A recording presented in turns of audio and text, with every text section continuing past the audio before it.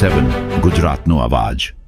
નમસ્કાર દર્શક મિત્રો, i7 ન્યૂઝ ગુજરાતીની સાથે હું છું આપની સાથે પાયલ બામભણિયા। તો જોઈએ આજના મહત્વના સમાચાર।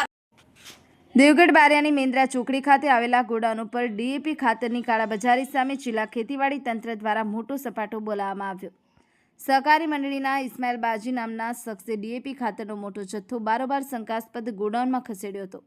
સ્થળ પરથી ખેતી વિભાગની ટીમે દરોડા પાડી ગેરકાયદેસર રીતે સંગ્રહિત ડીએપી ખાતરની કુલ 400 થેલીઓ ઝડપી પાડી। આ સંસ્થાઓ દ્વારા સહકારી મંડળીનું ખાતર કાળાબજારીઓમાં ઊંચા ભાવે વેચાણ કરવામાં આવતું હોવાનું વ્યાપક બૂમો ઉઠવા પામી હતી। ખાતરની કાળાબજારી કરનાર તત્વોમાં જિલ્લા ખેતીવાડી અધિકારીઓની લાલાખથી ભારે ફફડાટ અને સન્નાટો ફેલાઈ ગયો। ખેતીવાડી અધિકારી દ્વારા કાયદેસરની કાર્યવાહી હાથ ધરી સંસ્થાઓના લાયસન્સ રદ કરવાની પ્રક્રિયા પણ શરૂ કરી છે। સમગ્ર ઘટનાને લઈને તંત્ર દ્વારા વધુ તપાસ ચલાવવામાં આવી રહી છે અને સંડોવાયેલા અન્ય શખ્સો સામે પણ કડક પગલાં લેવાશે। આમ ખેતીવાડી અધિકારી શ્રી CM પટેલ, નાયબ ખેતી નિયામક દાહોદની સુંદર કામગીરી જોવા મળી હતી। દાહોદ જિલ્લામાં હજી પણ ઘણા ખરા તાલુકાઓમાં ખાતર 2 નંબરના વેચાણ થતો હોવાથી અને ઊંચા ભાવે વહેતો હોવાથી પણ બૂમો લોકો દ્વારા થઈ રહી છે। તો ખેતીવાડી ઇન્સ્પેક્ટર દ્વારા આકસ્મિક મુલાકાત લઈ આવા તત્વોને લાવવા માટેની રજૂઆત હાથ ધરવામાં લોકમાંગ ઉઠી છે। Mohanbhai Vankar, i7 news Gujarati, Devgadh Baria. જી સર, નમસ્કાર। હું CM પટેલ, નાયબ ખેતી નિયામક વિસ્તરણ દાહોદ।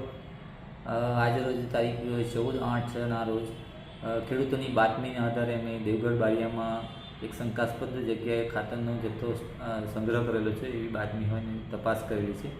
જેમાં બારિયાની બહાર મેન્દ્રા ચોકડી ખાતે ગોડાઉન નંબર 7માં બારિયાના જ 2 ડીલરો દ્વારા ડીએપી ખાતરનો 400 જેટલો બેગનો જથ્થો શંકાસ્પદ રીતે સંગ્રહ કરેલો છે।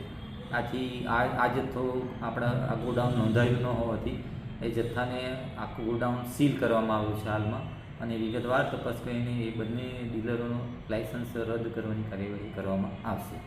સર, કયા કયા ડીલરો સામે આ કાર્યવાહી કરવામાં આવી છે? આ બારિયામાં જે 2 ડીલરોએ જે આ ડીએપી સંગ્રહ કર્યો છે, એક છે બારિયા અનાજ ઉત્પાદન સહકારી મંડળી છે અને બીજું બારિયા વિભાગ ખેડૂત ગ્રાહક સહકારી ભંડાર। આ 2 સંસ્થાઓ છે ખાતર વિતરક। હાલ શું કાર્યવાહી ચાલી રહી છે? હાલ અમે ગોડાઉનને કમ્પ્લીટ સીલ કરી દીધું છે અને નોટિસો પણ અપાઈ ગઈ છે અને એમની ખરીદીની આખી વિગતો મળી હતી। આમનું લાયસન્સ અમે રદ કરવાની કાર્યવાહી કરીશું।